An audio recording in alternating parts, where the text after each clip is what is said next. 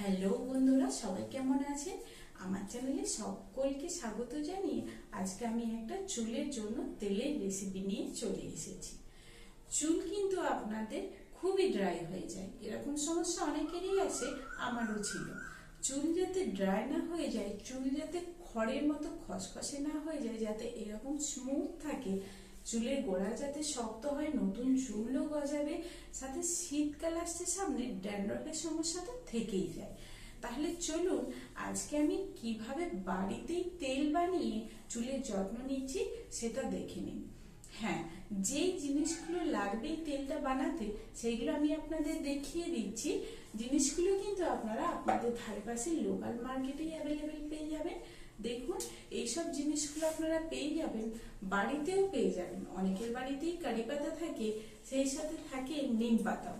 যদি না থাকে সেইগুলো তো আপনারা বাজার থেকে অ্যাভেলেবেল পেয়ে যাবেন। আর আমলকি এখন বেশ ভালোই আসছে মার্কেটে। তেলটা কিন্তু বানিয়ে আপনারা সংরক্ষণ করে প্রায় 3 থেকে 4 মাস রেখে দিতেই পারেন। আর অন্তত একবার প্রত্যেক দিন চান করার ঠিক 1 ঘন্টা আগে লাগিয়ে 1 ঘন্টা চুলে লাগিয়ে রেখে তারপর শ্যাম্পু করে ধুয়ে নিলেই চুলের যে কি ভালো গ্রোথ হবে সেটা আপনারা দেখতে পাবেন। এর জন্য অন্তত 1 মাস ইউজ করলেই আপনারা ফলাফলটা পেয়ে যাবেন। এই ভিডিওটা আপনাদের জন্য খুবই উপকারী হবে, সেই কারণে আমি আপনাদের রিকোয়েস্ট করব আপনারা পুরো ভিডিওটা স্কিপ না করে শেষ পর্যন্ত দেখুন, নিশ্চয়ই উপকার পাবেন। তাহলে দেখুন, এখন আমি একটা মাটির পাত্র নিয়ে নিয়েছি। মাটির পাত্র বা যে কোনো পাত্রেই আপনারা নিয়ে নিতে পারেন সমস্ত ইনগ্রিডিয়েন্টসগুলো। এখানে আমি প্রথমেই নিয়ে নিলাম কারি পাতাগুলো। কারি পাতাগুলো আমি আগের থেকেই ধুয়ে শুকনো কাপড়ে করে খুব ভালোভাবে জলটাকে মুছে নিয়েছি। ঠিক একই পদ্ধতিতে নিম পাতাগুলোও করে নিয়েছি। নিম পাতা বা কারি পাতা গাছের যে কোনো পাতাতেই এই সময় বেশ ধুলো থাকে। বর্ষার সময় হলে ধুয়ে নেওয়ার দরকার নেই, কিন্তু যেহেতু এখন ঠান্ডা ঠান্ডা পড়ে গেছে আর অনেক দিনই বৃষ্টি হয়নি, সেই কারণে পাতাগুলোকে ভালোভাবে ধুয়ে শুকনো কাপড়ে করে মুছে নিতে হবে, কারণ জল থাকলে কিন্তু জিনিসটা ভালো হবে না। সাথে নিয়ে নিয়েছি 5টা বড় সাইজের আমলকি, 5টা পেঁয়াজ, 2 টেবিল চামচ কালো জিরে আর 2 টেবিল চামচ মেথি। পুরো ভিডিওটা স্কিপ না করে শেষ পর্যন্ত দেখবেন, তাহলেই বুঝতে পারবেন কোন জিনিসটা চুলের জন্য কি কি উপকার। সাথে নিয়ে নিয়েছি কোকোনাট অয়েল। এবার আমি কারি পাতাগুলোকে ঠিক এইভাবে ডান্ডিটার থেকে ছাড়িয়ে নেব। ছাড়িয়ে নেওয়া কিন্তু খুব ইজি, একটা একটা করে ছাড়ানোর দরকার নেই। ঠিক এইভাবে ডান্ডিটার পেছনের দিকটা ধরে হাতে করে মাঝখানটা একটু, দুটো আঙুলের মাঝখানটা একটু ফাঁকা রেখে এইভাবে টেনে নিলেই ছেড়ে যাবে। নিম পাতাটাও আমি একই পদ্ধতিতে ছাড়াচ্ছি। দেখুন, আপনাদের দেখার জন্য ভালো করে দেখিয়ে দিলাম। ঠিক এইভাবে খুব ইজিলি পাতাগুলো ছাড়িয়ে নেওয়া যাবে পাতার ডান্ডিটা থেকে। এবার নিম পাতার কারি পাতাটাকে আমি সামান্য একটু পেস্ট করে নেব। সমস্ত কারি পাতা নিম পাতা আমি এখানে নিইনি, হাফ কারি পাতার নিম পাতা নিয়েছি। আপনারা পরিমাণটা বুঝে শুনেই নেবেন। আর অবশ্যই একটা ছোট মিক্সিং জারে এটা পেস্ট করবেন, কারণ দেওয়ার সময় মনে হবে যে এটা হয়তো হবে না, এতে কিন্তু হয়ে যাবে, কারণ পাতাটা তো পেস্ট হলেই কমে যাবে। একদম হালকাভাবে পেস্ট করে নেবেন, মিহি পেস্ট করার দরকার নেই। দেখুন, এইভাবেই কিন্তু আমি পাতাগুলো পেস্ট করে নিয়েছি। একদম মিহি পেস্ট করিনি, হালকাভাবে পেস্ট করে নিয়েছি। আর হাফ পাতা আমি গোটা পাতা ইউজ করব, সেটাও আমি আপনাদের দেখিয়ে দেবো। এবার দেখুন, আমাদেরকে কালো জিরার মেথিটাও পেস্ট করে নিতে হবে। কালো জিরার মেথিটাও একইভাবে পেস্ট করে নিতে হবে। এবার আমি এখানে আমলকিটা কেটে নেব মাঝের বীজটা বাদ দিয়ে। আমলকি কিন্তু খুবই উপকারী চুলের জন্য। এটা চুলের গোড়ার খুশকি দূর করে যেরকম, সেই রকমই চুলটাকে তাড়াতাড়ি বাড়তে সাহায্য করে আর চুলে প্রচুর পরিমাণে গ্লেজ আনে। বুঝতেই পারছেন আমলকি কতটা উপকারী, যদিও অনেকেই জানেন, যারা জানেন না তাদের জন্য বলে দিলাম। এবার যে 5টা পেঁয়াজ নিয়েছিলাম সেটাকে মিহিভাবে স্লাইস আকারে কেটে নিতে হবে। যে কোনোভাবেই কাটতে পারেন, তবে আমি এইভাবেই কেটে নিচ্ছি। এইভাবে কেটে নিলেই ভালো হয়। পেঁয়াজের রস কিন্তু চুলের জন্য খুবই উপকারী। পেঁয়াজের রস চুল গজাতে খুব সাহায্য করে আর চুল তাড়াতাড়ি লম্বা করতেও সাহায্য করে, সাথে ড্যান্ড্রফের সমস্যা তো দূর করেই। এবার আমি এখানে একটা কড়াই নিয়ে নিয়েছি। সমস্ত কিছু যা যা আমি ইনগ্রিডিয়েন্টস জোগাড় করেছিলাম সে সমস্ত কিছু আমি এখানে দিয়ে দিলাম। দিয়ে এখানে আমি দিয়ে দেবো কোকোনাট অয়েল। কোকোনাট অয়েল আমি এখানে প্রায় 400 গ্রামের মতো ইউজ করছি। দেখুন এরকম একটা কোটো নিয়ে নিয়েছি, আর একটা কোটো 200 গ্রামের নিয়ে নেব। 400 গ্রামের মতো কোকোনাট অয়েল জন্য এই ইনগ্রিডিয়েন্টসগুলো আমাদের লাগবে। পরিমাণটা আমি আপনাদের দেখিয়ে দিলাম, আপনারা বুঝে শুনে বাড়িতে না হয় ইউজ করে নেবেন। এই কোটোটার থেকে তেলটা দিতে খুবই অসুবিধা হচ্ছিল। বেশ কিছুক্ষণ চেষ্টা করলাম, তারপর কোটোর মুখটা কেটে নিয়ে এইভাবে তেলটা ঢেলে দিলাম, কারণ এই কোটোটা তো আমার আর পরে কোনো কাজে লাগবে না, সেই কারণে। এইবার আমি গ্যাসের ফ্লেমটাকে অন করে দেবো সমস্ত ইনগ্রিডিয়েন্টস দেওয়ার পর। যে কালো জিরেটা আমি দিলাম সেটা কিন্তু চুল কালো করতে খুব সাহায্য করে, সাথে চুলের গোড়ায় যে খুশকি থাকে সেইগুলো রিমুভ করতেও খুব সাহায্য করে। সামনেই তো শীতকাল আসছে, শীতকালে কিন্তু প্রত্যেকের মাথাতেই কম বেশি ড্যান্ড্রফ হয়, সেই কারণে চেষ্টা করবেন অন্তত এই সময়টা এই তেলটা ইউজ করার, বা 12 মাসে এই তেলটা ইউজ করার চেষ্টা করবেন, নিশ্চয়ই আপনারা উপকার পাবেনই। সাথে নিম পাতা আর কারি পাতার গুণাগুণ তার বলার অপেক্ষা রাখে না। বলেছিলাম আমি আপনাদের, আগের থেকেই আমি কয়েকটা গোটা নিম পাতার কারি পাতা রেখে দিয়েছিলাম, সেগুলো এখন এখানে দিয়ে দিলাম।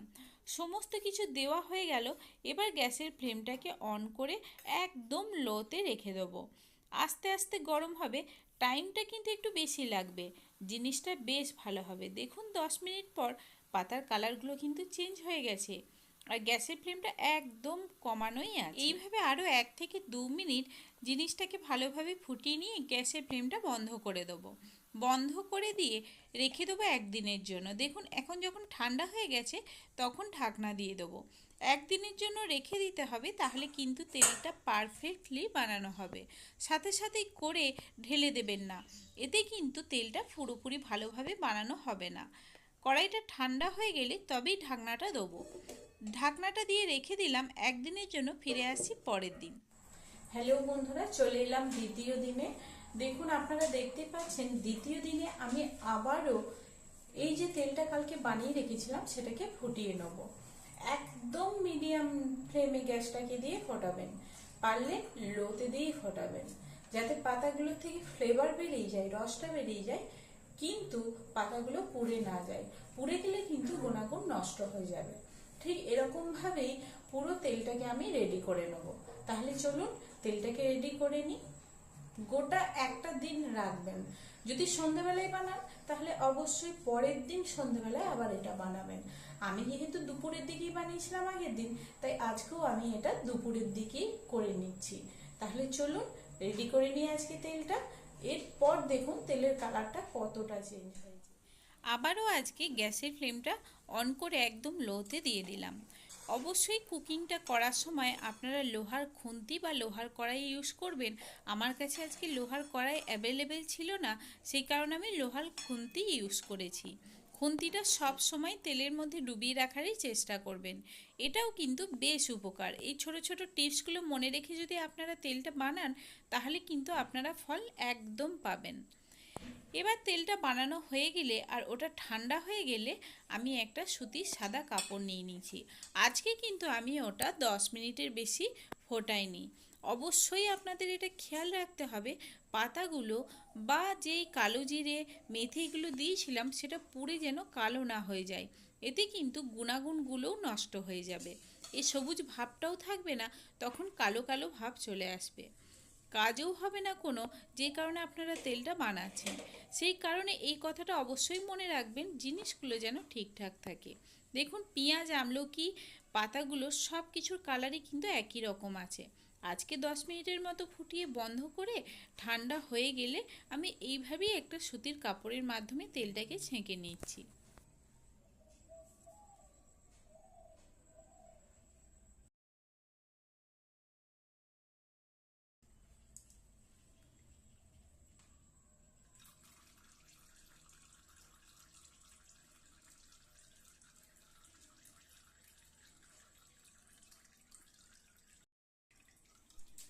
এইভাবে সমস্ত তেলটাই খুব ভালোভাবে ছেঁকে নিতে হবে।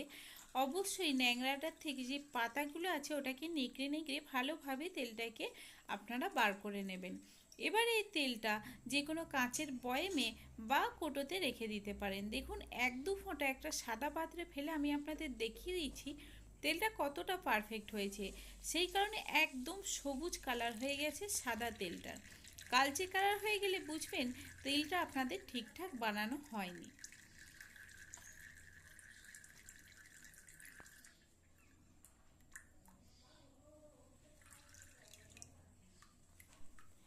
এবার এই তেলটিকে আপনারা কাঁচের বয়ামে রেখে দিতে পারেন বা কোকোনাট অয়েলের যে কোটোটা আছে ওটাতেও রেখে দিতে পারেন। তেলটা কিন্তু আপনারা 3 থেকে 4 মাস ইজিলি ইউজ করতে পারবেন। তাহলে বন্ধুরা, ভিডিওটা আপনাদের কেমন লাগলো সেটা কিন্তু কমেন্টে জানাতে ভুলবেন না। একবার বাড়িতে বানিয়ে দেখুন না, নিশ্চয়ই উপকার পাবেন। প্রত্যেক দিনের নিত্য নতুন রেসিপি পেতে অবশ্যই আমার চ্যানেলটিকে সাবস্ক্রাইব করতে ভুলবেন না। পাশে থাকা বেল ঘন্টিটাতে ক্লিক করে অল অপশনটাতে ক্লিক করে রাখবেন। যদি ভিডিওটা ভালো লাগে না তাহলে না হয় একটা লাইক করে দেবেন। আপনার দিনটি শুভ হোক। আপনারা প্রত্যেকে ভালো থাকুন।